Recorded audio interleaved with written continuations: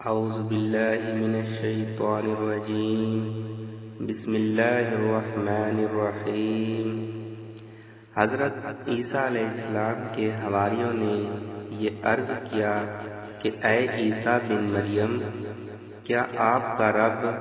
یہ کر سکتا ہے کہ وہ آسمان سے ہمارے پاس ایک دسترخوان اتار دے؟ تو حضرت عیسیٰ علیہ السلام نے فرمایا کہ اس طرح کی نشانیاں طلب کرنے سے اگر تم لوگ مومن ہو تو خدا سے ڈرو۔ یہ سن کر حواریوں نے کہا کہ ہم نشانی طلب کرنے کے لیے یہ سوال نہیں کر رہے ہیں، بلکہ ہمارا مقصد یہ ہے کہ ہم شکم سیر ہو کر خوب کھائیں اور ہم کو اچھی طرح آپ کی صداقت کا علم ہو جائے، تاکہ ہمارے دلوں کو قرار آ جائے اور ہم اس بات کے گواہ بن جائیں، تاکہ بنی اسرائیل کو ہماری شہادت سے یقین اور اطمینان کلی حاصل ہو جائے اور مومنین کا یقین اور بڑھ جائے اور کفار ایمان لائے۔ حواریوں کی اس درخواست پر حضرت عیسیٰ علیہ السلام نے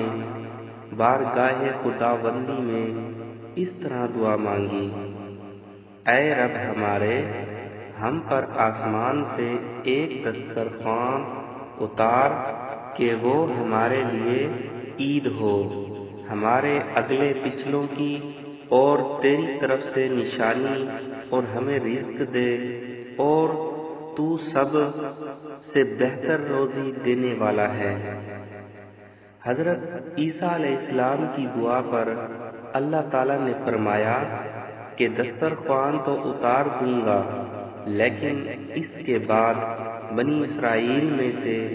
جو کفر کرے گا میں اس کو ایسا عذاب دوں گا کہ تمام جہان والوں میں سے کسی کو ایسا عذاب نہیں دوں گا۔ چنانچہ اللہ تعالیٰ کے حکم سے چند فرشتے ایک دسترخوان لے کر آسمان سے اترے، جس میں 7 مچھلیاں اور 7 روٹیاں تھیں۔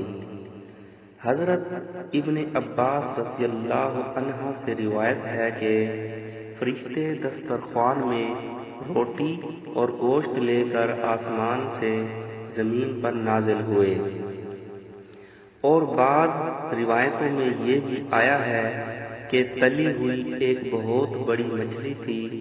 جس میں کانٹا نہیں تھا، اور اس میں روغن ٹپک رہا تھا، اور اس کے سر کے پاس نمک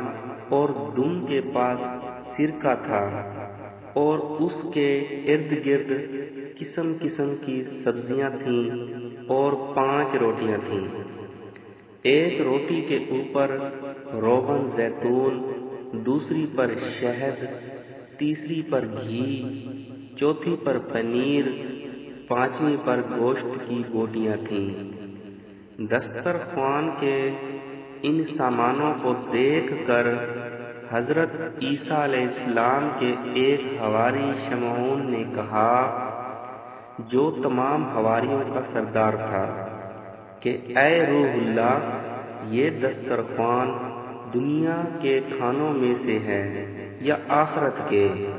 تو آپ نے فرمایا کہ یہ نہ تو دنیا کے کھانوں میں سے ہے نہ آخرت کے، بلکہ اللہ تعالیٰ نے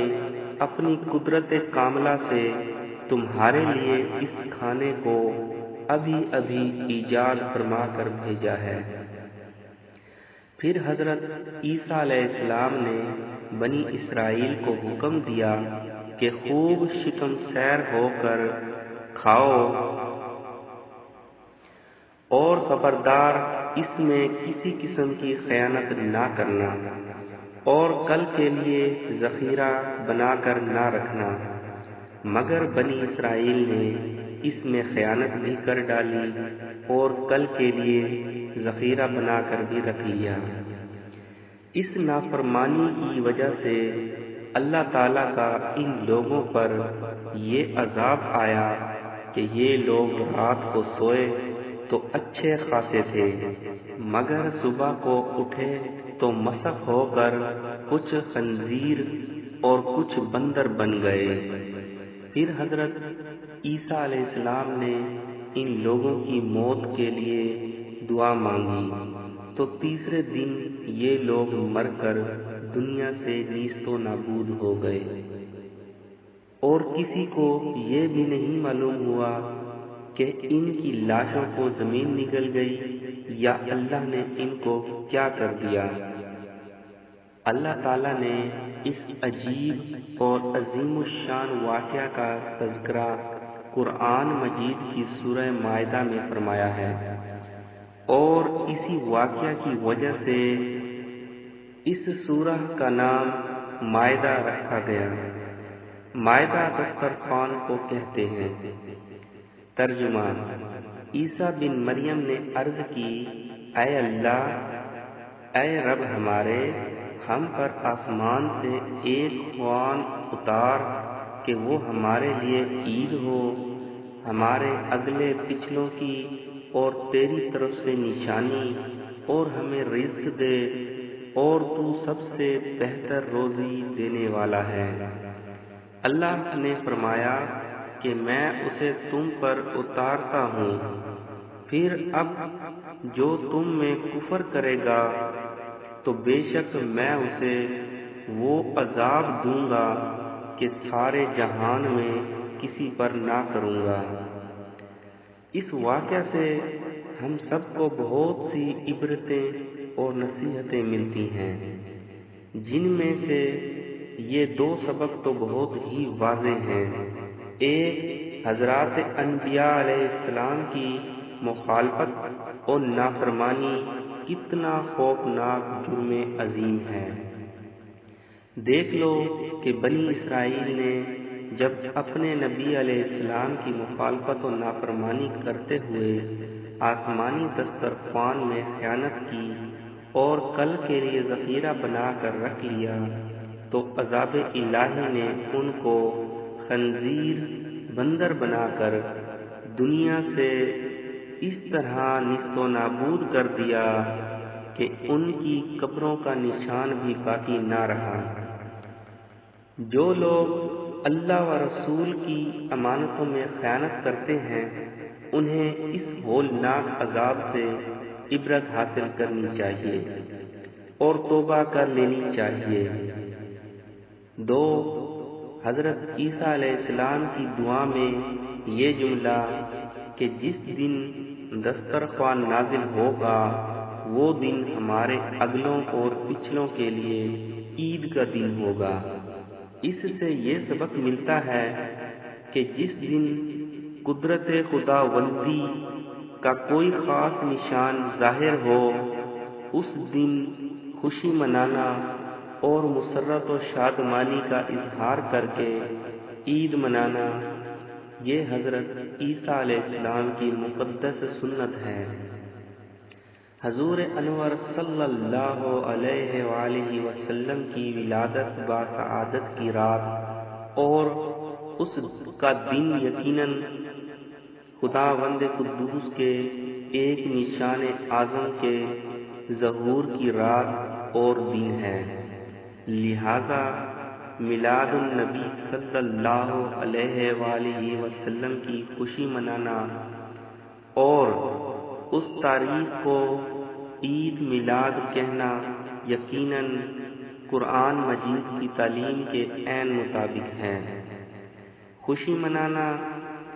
گھروں اور محفلوں کی آرائش کرنا،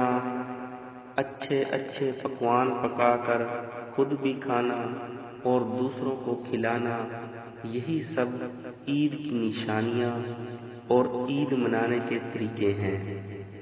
جن پر 12ویں شریف کو اہل سنت و جماعت عمل کر کے عید میلاد کی خوشی مناتے ہیں، اور جو لوگ اس سے چڑھتے ہیں اور اس تاریخ کو اپنے گھر اندھیرا رکھتے ہیں، جھاڑو بھی نہیں لگاتے اور میلے کچیلے کپڑے پہن کر منہ لٹکائے پھرتے ہیں اور عید میلاد کی خوشی منانے والوں کو بدعتی کہہ کر پھبتیاں کستے ہیں، انہیں ان کے حال پر چھوڑ دینا چاہیے، اور اہل سنت کو چاہیے کہ خوب خوشی منائیں اور کثرت سے میلاد شریف کی مجلس منعقد کریں اور خوب جھوم کر صلاۃ و سلام پڑھیں۔ مثل فارس زلزلے ہوں نجد میں، ذکر آیا ولادت کیجئے، سبحان اللہ، ماشاء اللہ،